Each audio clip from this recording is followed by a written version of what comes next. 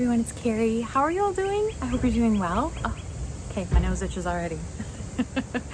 I can still hear the garbage trucks on the block behind me picking up garbage, and we're gonna hope that between the June bugs and the trash that you can hear me, but recording in there is not an option today. So I am here to do our week 1 read along for One Book July 2025. Is chapters 1 through 6 of The Notebook, A History of Thinking on Paper by Roland Allen. And I just have a couple of things on each chapter. I kept it a bit to a minimum. I didn't do like super deep dive into every single paragraph because between the introduction and the first 6 chapters into this, I am so tickled with how much I like this book. The history is written so well. It is engaging. It's entertaining. It has made me laugh several times. I have learned so much already. So I just kind of made like a couple of little notes on each chapter because I don't want to like spoil anything for anybody. So starting with the introduction, actually, wait, I better get my notes out. The introduction actually doesn't start in history too far back. It starts with the beginning of Moleskine, and I'm pretty sure if we're all, loving our notebooks, I'm sure at one point or another we've all used a Moleskine or something that's Moleskine-like, right? So I loved that there was this background look into the creation of the Moleskine notebook and the history behind that, where the idea of our current Moleskine notebook came from. I thought that was a really smart way to start the book. And then it jumps way back.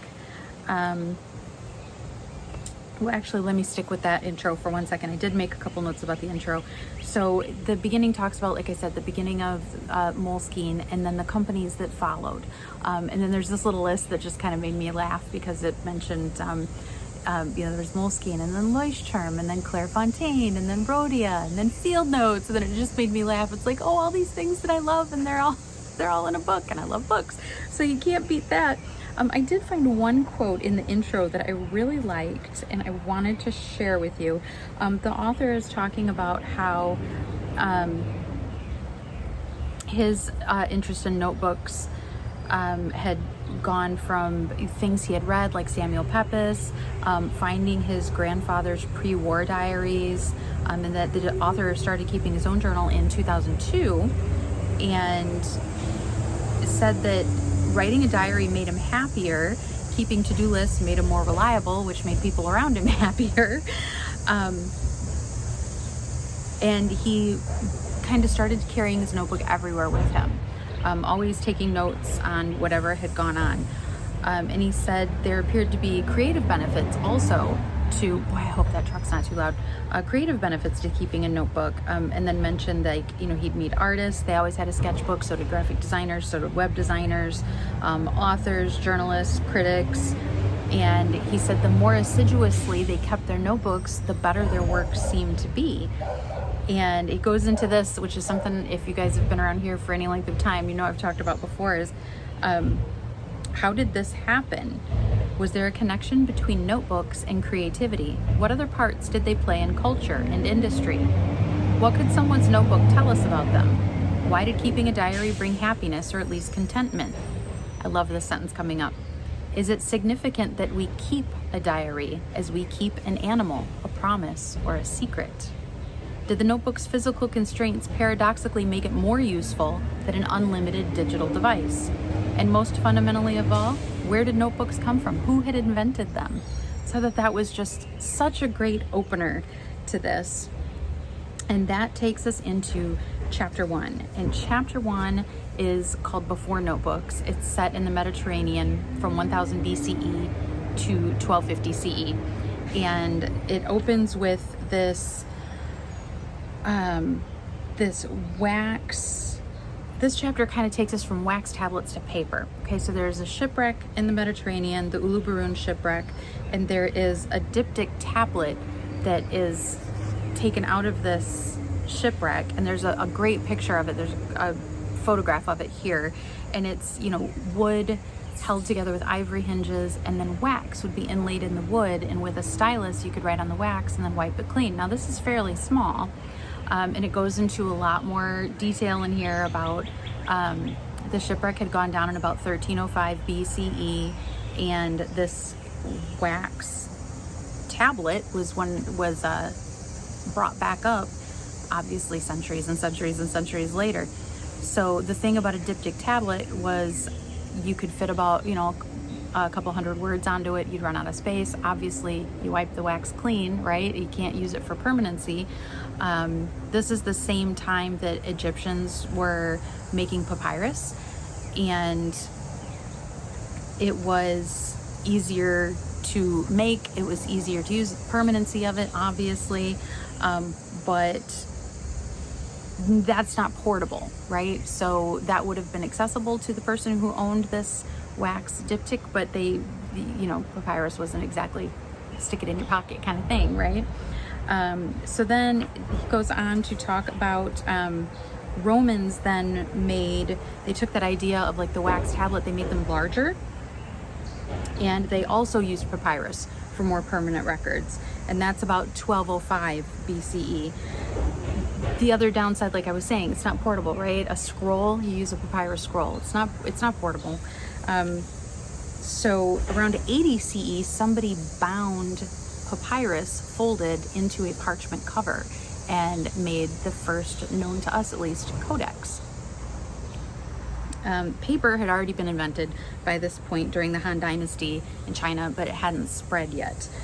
The codex, kind of because of like the Silk Road especially, the codex kind of made its way east, and the idea of paper kind of made its way west because of the Silk Road, because of travel. My son just got home. Okay, one of the boys just came home, sorry. So as I was saying, so this codex had been kind of invented, right? Paper had been invented in the Han Dynasty in China. Paper kind of gradually moved west, and the idea of the codex kind of gradually moved east, and they met around the year 800 in Baghdad. And if you know anything about history, in Baghdad, paper hit Baghdad, and for 4 centuries, intellectuals, scholars completely advanced, and Europe kind of receded a little bit. Now, the idea of using paper didn't go too much further than Baghdad at the time. The author notes for 2 kind of big reasons. One is that the Islamic world kind of protected the making of paper. They didn't allow those who made paper to take their skills elsewhere. And paper at the time, a lot of times, was made with linen, recycled linen. So you would wear clothes until they started to fall apart, and then they would recycle it and make it into paper. The paper makers would. European clergy didn't like the idea of their paper that they're going to write scripture on being recycled, essentially. They also didn't like the idea of it coming from the Islamic world. So they kind of shunned the idea of paper, and they stuck to, they stuck to parchment, which we'll get back to in a minute. So that's a very high-level overview of chapter 1. Chapter 2 is kind of about the birth of accounting. This is about 1299 in Provence. There are a lot of Florentine merchants, and a Florentine merchant named Giovanni Farolfi sets up shop, and he hires someone named Amatino Minucci to keep the books. And this is the first surviving entry of or the first surviving case that we have, at least, of example of double entry bookkeeping. So part of the reason that this ledgers came into use was as paper finally made its way further west and people were binding it into a codex, right, into a book. The ledger was ideal because it was portable, right? It could be carried around. They were easier to get, which we'll get into in a minute here. And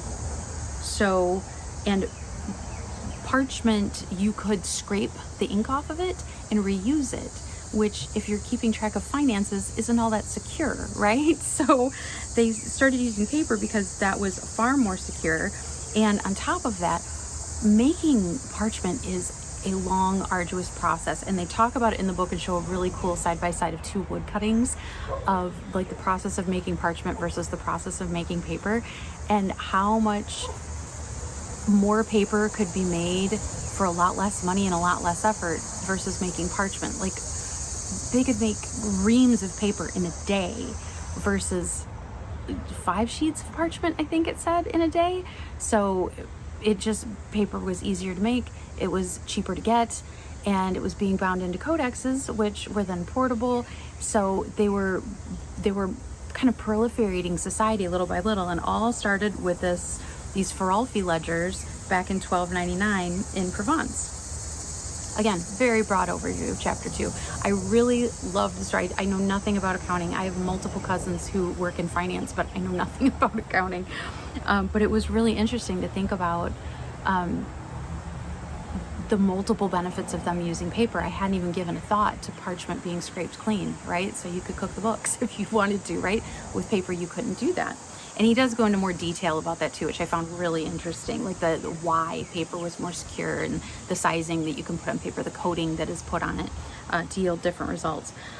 Chapter 3 takes place between 1300 and 1500, and I called this one the birth of the sketchbook. I thought of Romany when I read this chapter.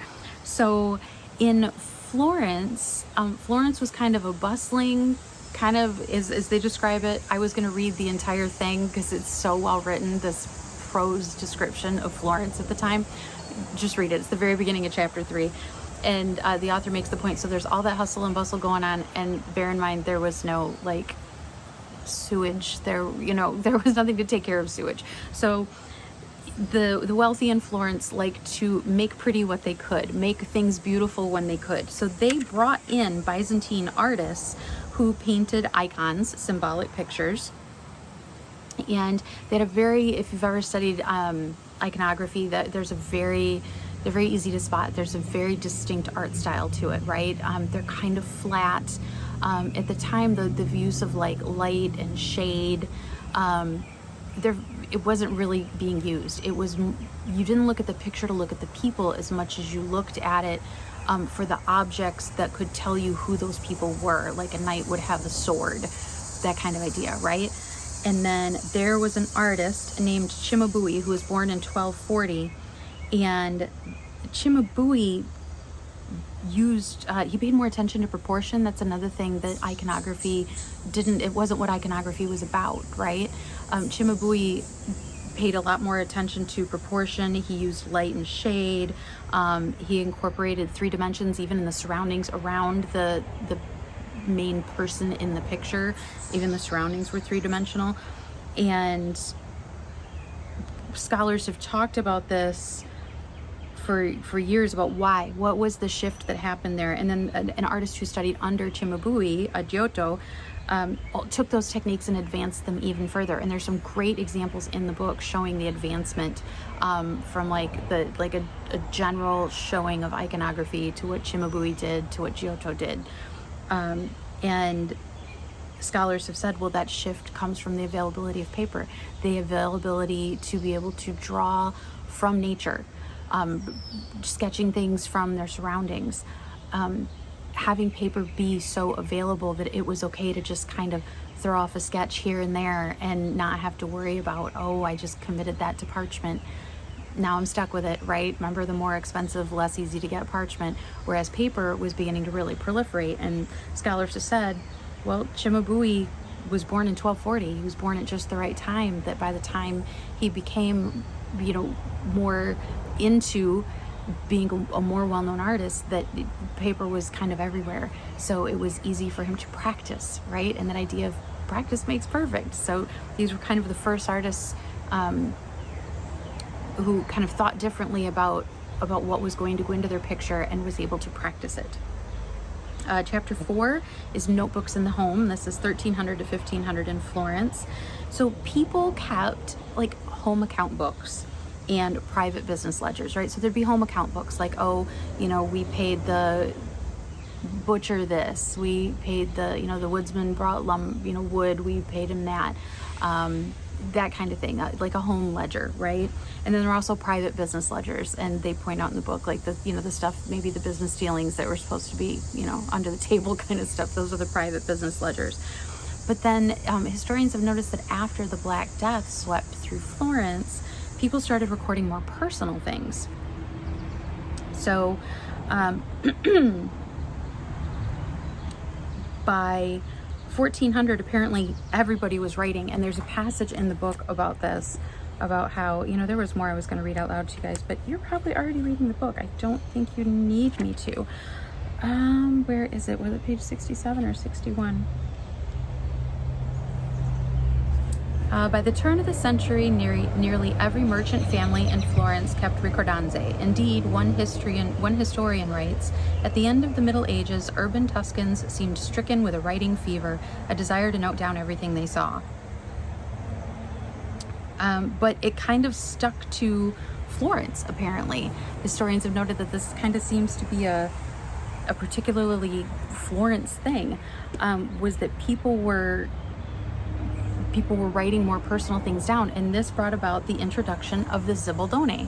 Now, the zibaldone is a word I had never heard of until just a couple months ago, maybe over the winter, and so I was tickled to see it pop up here again. I assumed it might, because it is a history of the notebook, but a zibaldone was a book where you copy down a piece of writing you like or find useful, and then people would, a lot of times, if it wasn't too private, they'd share their zibaldone with their friends, so their friend could read it and they might go, oh, I like that too, so then they would copy the same passage down in their zibaldone.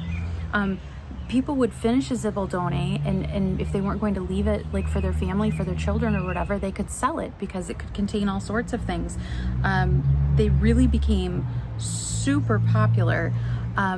So people would copy down poetry, people would copy down maybe recipes, anything, you name it, they would copy it down. And if you think about it, that as this became more popular, this would expose people to passages from pieces of literature that maybe they didn't own the book, but they read the passage of literature in their friend's zibaldone and they enjoyed it, so they copied it down on their own, right? So it's more and more people getting exposed to literature that they wouldn't have otherwise. And what's really interesting about this is the author talks about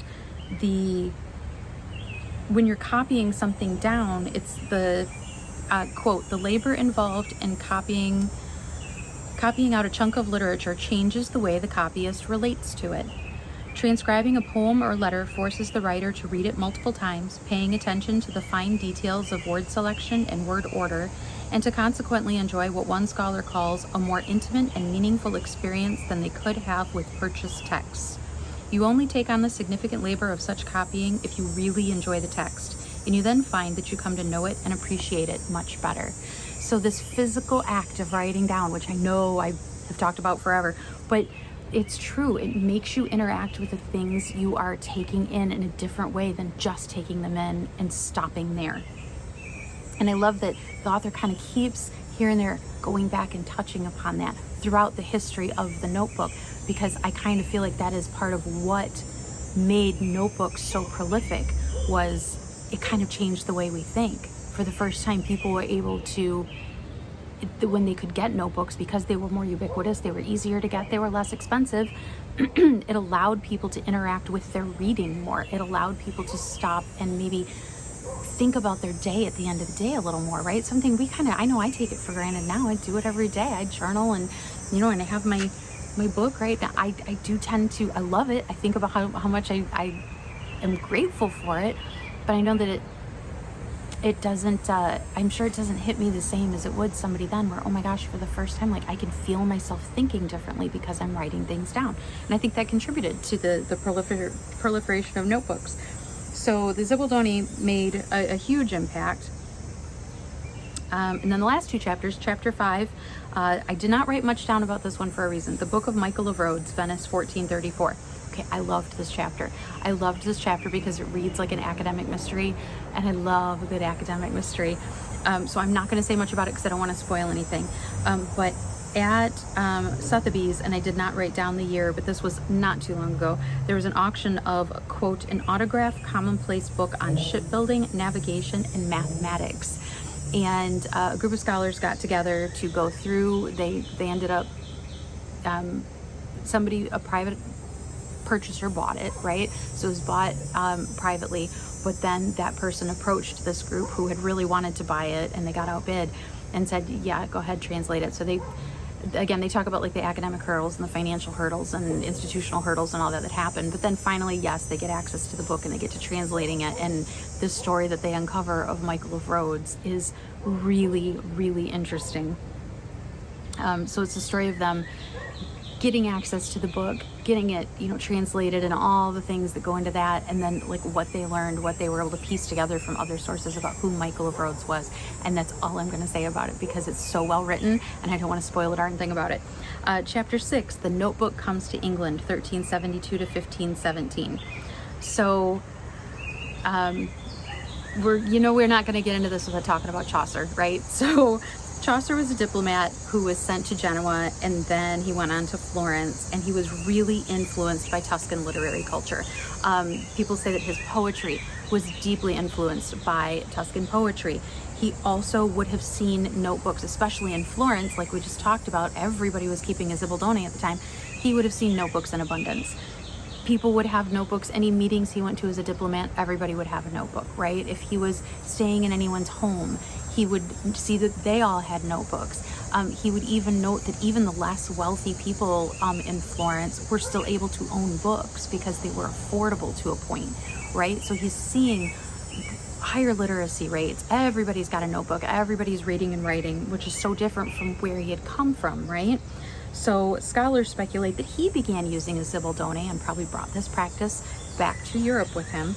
And if you think about it, the other good point that the author makes is this proliferation of notebooks into England because the paper making becomes more ubiquitous in England. Books, paper, not parchment, becomes more ubiquitous. It's less expensive. It's easier to get. That allows writers to write more than one draft before something gets committed to parchment, which is more expensive, right? So now writers have the ability to rewrite, make drafts, make mistakes, take notes, take note of their observations in a zibaldone, let's say, note down other pieces of literature or pieces of artwork or whatever is influencing them and inspiring them, and they have this reference, and then they have a place accessible to write drafts and work out their things before they commit it to the more expensive, harder to get parchment. So that is it. That is the introduction through chapter 6. Like I said, very high level, because this is so well written. I don't want to spoil a darn thing for any of you. So introduction to chapter 6 of The Notebook, A History of Thinking on Paper by Roland Allen. I would love to hear what you all think so far down below in the comments. I hope you're enjoying it. I'm enjoying this thoroughly. I feel like a chapter a day is going pretty well. And yes, I wanted to get this video posted yesterday. We're still in the process of moving a boy home from college. And he had like the full-on apartment deal, so there's like, we still have to go get a truck and get furniture. So I'm a day late getting this done. So if you guys are finding that the pace is going well, I hope so. Let me know either way down below. Let me know what you think so far, what your favorite part has been so far. I would love to hear all of it, and I will be back with a flip of my planner really soon. Okay, I will talk to you soon. Bye bye.